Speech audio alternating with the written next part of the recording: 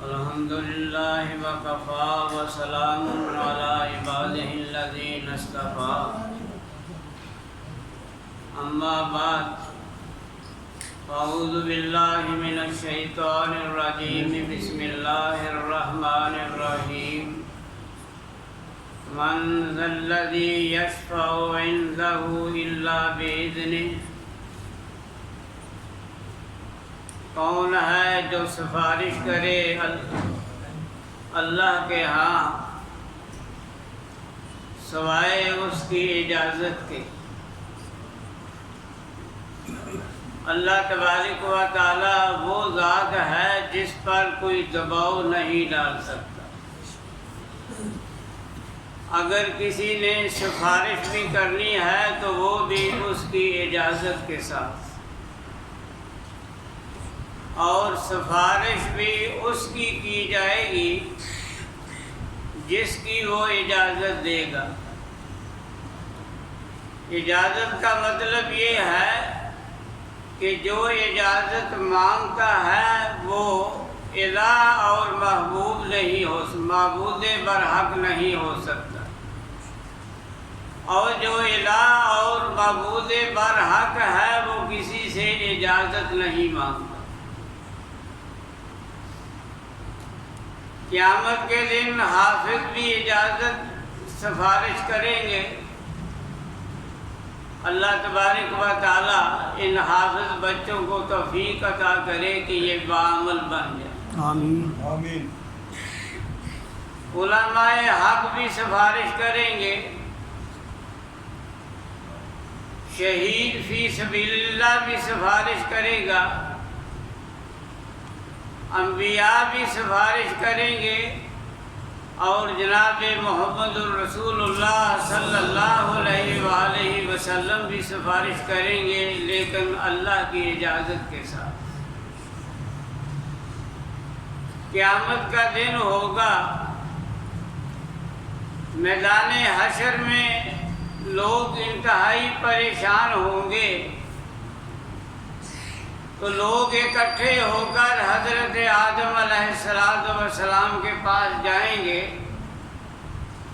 کہ آپ سب سے پہلے انسان ہیں، تمہیں اللہ تبارک و تعالی نے اپنے ہاتھوں سے پیدا کیا اور فرشتوں سے تمہیں سجدہ کروایا، ہمارے لیے سفارش کرو تاکہ اللہ تبارک و تعالی کو آسانی پیدا کر دے۔ حدیث کے لفظ ہیں کہ حضرت آدم علیہ السلام فرمائیں گے لست لہا، میں اس قابل نہیں۔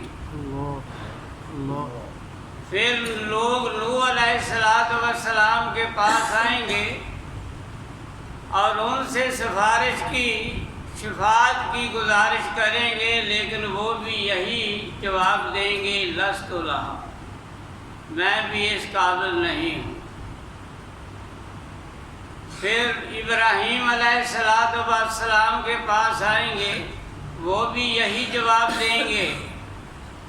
موسیٰ علیہ السلام کے پاس پبلک آئے گی، وہ بھی یہی جواب دیں گے، یہاں تک کہ عیسیٰ علیہ السلام کے پاس آئیں گے تو وہ بھی یہی جواب دیں گے کہ لست لہا، میں بھی اس قابل نہیں ہوں۔ پھر عیسیٰ علیہ السلام ہی فرمائیں گے کہ محمد الرسول اللہ صلی اللہ علیہ وسلم کے پاس جاؤ، وہ ہی اس کی سفارش کریں گے۔ پھر پبلک جو ہے وہ نبی صلی اللہ علیہ وسلم کے پاس آئے گی، تو نبی صلی اللہ علیہ وسلم فرمائیں گے کہ ہاں انا لہا، میں اس لائق ہوں کہ اللہ کے حضور تمہاری سفارش کروں۔ اللہ سبحان۔ حدیث میں آتا ہے کہ نبی صلی اللہ علیہ وسلم فرماتے ہیں کہ میں عرش الہی کے نیچے اخر ساجدہ، میں سجدے کے لیے گر جاؤں گا۔ پھر اللہ تبارک و تعالی مجھے اپنی حمد و ثنا کا الہام فرمائیں گے، اس وقت الہام فرمائیں گے اور وہ تعریفیں ہوں گی، وہ ثنا ہوں گی جس کا آج مجھے علم نہیں ہے۔ آپ نے فرمایا کہ میں اللہ کی حمد و ثنا کروں گا حتیٰ کہ آواز آئے گی کہ اے محمد صلی اللہ علیہ وسلم ارفع راسک سل توتا وشفا تشفا، کہ اے میرے حبیب علیہ الصلوۃ والسلام اپنا سر اٹھاؤ، جو مانگو گے وہ تمہیں ملے گا، اللہ جس کی سفارش کرو گے تمہاری سفارش بھی اس کے حق میں قبول ہوگی۔ پھر آپ نے فرمایا کہ میرے لیے ایک حد مقرر کی جائے گی، یہ نہیں جیسے ہم کہتے ہیں کہ وہ چھڑا لے گا، چھڑانے والا مسئلہ کوئی نہیں۔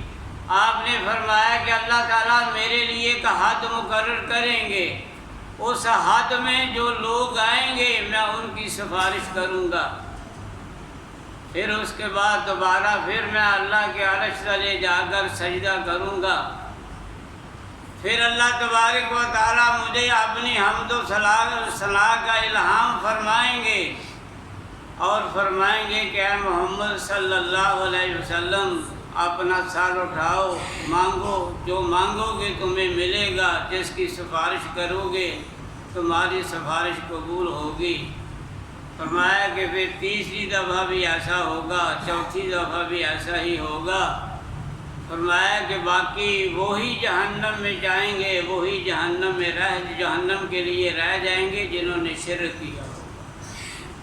حضرت ابو ہریرہ رضی اللہ تعالیٰ عنہ فرماتے ہیں کہ اللہ کے حبیب صلی اللہ علیہ وسلم تمہاری سفارش کس کے لیے نہیں ہوگی؟ تو آپ نے فرمایا کہ مشرک کے لیے نہیں ہوگی۔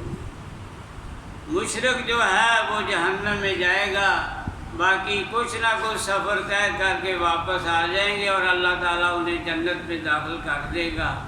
اللہ تبارک و تعالیٰ کے سامنے دعا ہے کہ اللہ تعالیٰ ہمیں بھی ان خوش نصیبوں میں شامل کرے جن کے لیے اللہ کے نبی صلی اللہ علیہ وسلم کی سفارش قبول ہوگی۔